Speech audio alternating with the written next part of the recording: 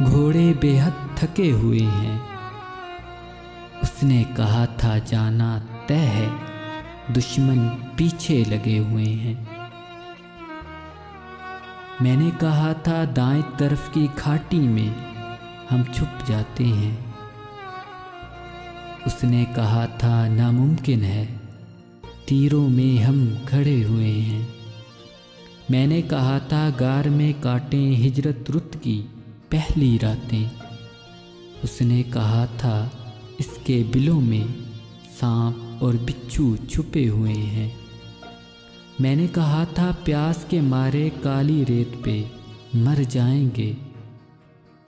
اس نے کہا تھا ٹھیک ہے، لیکن 2 مشکیزیں بھرے ہوئے ہیں۔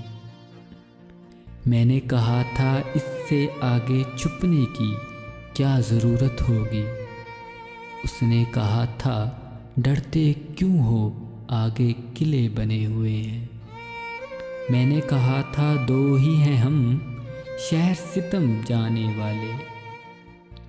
اس نے کہا تھا بستی میں کچھ اور بھی ساتھی رکے ہوئے ہیں۔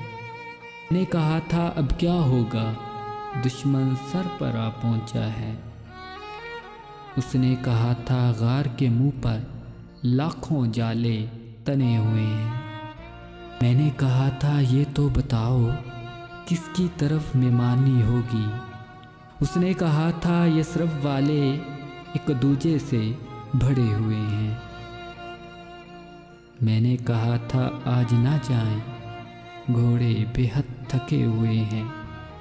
اس نے کہا تھا جانا طے ہے، دشمن پیچھے لگے ہوئے ہیں۔